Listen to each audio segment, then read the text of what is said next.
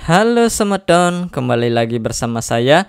Hari ini saya akan membahas tonggak baru sastra Bali Anyar. Namun sebelumnya, jangan lupa subscribe Semedon dan klik lonceng notifikasinya agar Semedon semua selalu update video-video terbaru dari saya. Ada 4 sub pembicaraan yang akan saya bahas dalam video kali ini Semedon. Yang pertama adalah tahun berapa pertama kalinya muncul karya sastra Bali Anyar. Kedua, karya sastra apa yang menjadi tonggak lahirnya sastra Bali Anyar. Ketiga adalah hal apa yang mempengaruhi lahirnya karya sastra Bali Anyar. Dan yang keempat, nuansa-nuansa karya sastra yang mewarnai tonggak awal lahirnya sastra Bali Anyar. Tahun berapa munculnya karya sastra Bali Anyar yang pertama? Tentu saja Semedon sekalian sudah tahu apa itu sastra Bali Anyar dan apa saja jenis-jenisnya. Untuk mengingat kembali, maka lihatlah bagan ini. Pada awalnya, novel yang berjudul Nemu Karmo karya Wayan Gobiah yang diterbitkan Balai Pustaka pada tahun 1931 selalu disebut-sebut sebagai masa awal lahirnya sastra Bali Anyar Semedon. Sehingga hal ini menjadi pengetahuan umum bahwa karya sastra pertama yang muncul dan menandai lahirnya sastra Bali Anyar adalah novel Nemu Karmo karangan Wayan Gobiah tersebut. Sampai para sarjana dan peneliti asing maupun lokal tidak pernah membicarakan, mengkaji, bahkan meneliti keberadaan karya sastra lain baik dalam bentuk satu bawa ataupun puisi yang bisa dianggap modern sebelum novel Nemu Karmo terbit Semedon. Sampai pada akhirnya Semedon, di awal tahun 2000-an, ditemukan kepustakaan-kepustakaan berbahasa Bali dan berhuruf Bali yang berangkat tahun 1910 dalam sebuah mikrofilm di Perpustakaan Universitas Queensland. Nah, penemuan ini selanjutnya mendorong penelitian-penelitian yang dilakukan sarjana Bali, sehingga pada akhirnya ditemukan karya sastra berbentuk satu bawa atau cerpen-cerpen yang berangkat tahun 1910-an karangan Imadipasa dan Niti Sastro yang keduanya merupakan seorang guru Semedon. Jadi kesimpulannya Semedon, lahirnya sastra Bali Anyar pertama kali adalah pada tahun 1910-an berbentuk satu bawa atau cerpen karangan Imadipasa dan Mas Niti Sastro. Bagaimana? Mudah dimengerti bukan Semedon? Karya sastra yang menjadi tonggak lahirnya sastra Bali Anyar. Seperti yang sudah dikatakan di awal, bahwa sastra Bali Anyar yang pertama lahir adalah berbentuk satu bawa. Jadi, karya sastra yang menjadi tonggak lahirnya sastra Bali Anyar adalah satu bawa. Satu bawa tersebut diantaranya Ayam Palu, Ikliut Teken Itragio, Pemadat, Kenah Jujur Jadi Mujur, Anak Ririh, dan satu bawa yang berjudul Lobo. Apa yang mempengaruhi lahirnya sastra Bali Anyar?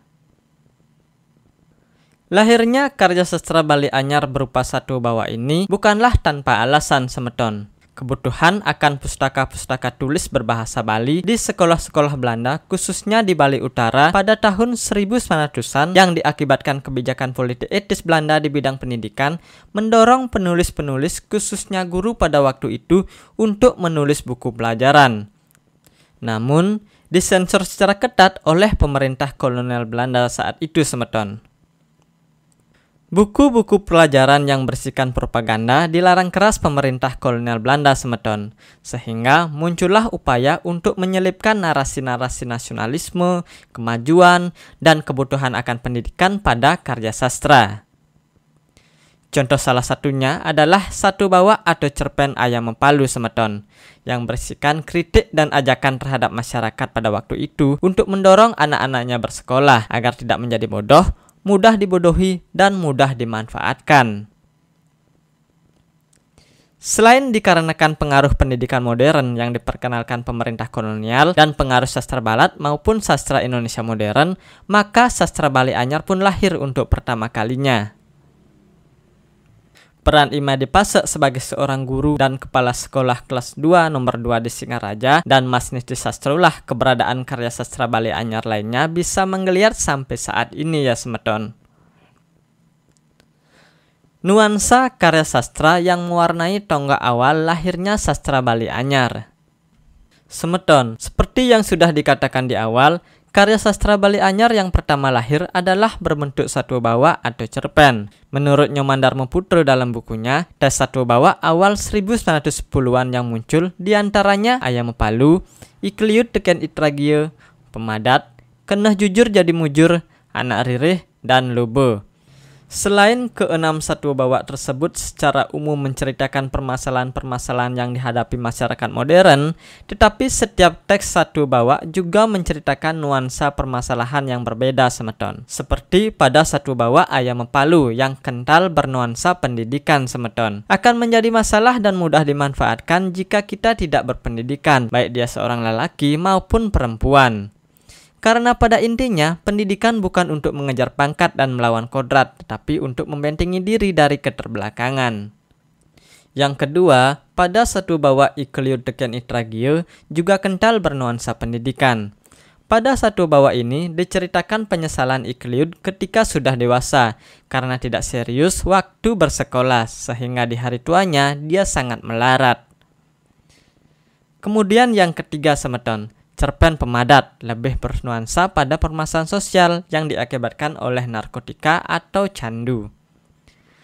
Diceritakan bahwa candu bisa sangat menyengsarakan orang yang dulunya kaya, tapi karena pengaruh candu atau narkoba, maka menjadi miskin dan melarat, karena kekayaannya habis dibelikan candu. Pada cerpen Keneh Jujur Jadi Mujur juga bernuansa sosial, lebih tepatnya terkait dengan kejujuran semeton.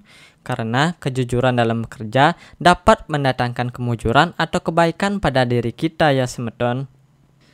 Kemudian cerpen Anak Ririh ini lebih bernuansa pada seorang yang cerdik semeton. Jika dicermati isi teksnya, cerpen atau satwa bawa ini menceritakan seorang penggali sumur yang sudah bekerja keras menggali sumur pesanan. Namun, karena hujan lebat, sumur yang sudah selesai digali pun kembali tertimbun tanah. Karena itu, agar mereka tidak bekerja dua kali, maka dipikirkanlah daya upaya agar semua orang membantu menggalinya. Artinya semeton, dalam bekerja selain kita harus bekerja secara tekun, tetapi kecerdikan haruslah tetap dipakai. Kemudian yang terakhir, satwa bawa Lobo lebih bernuansa pada permasalahan sosial, yaitu ketamakan.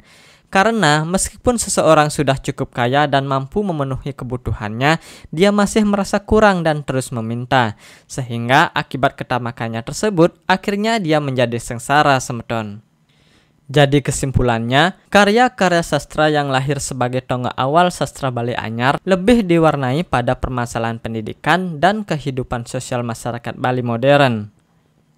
Demikian ya semeton, semoga informasi ini dapat membantu semeton dalam memahami tonggak lahirnya sastra Bali Anyar. Sekali lagi, jangan lupa subscribe ya semeton, dukung channel ini agar bisa berkembang. Sukses semeton!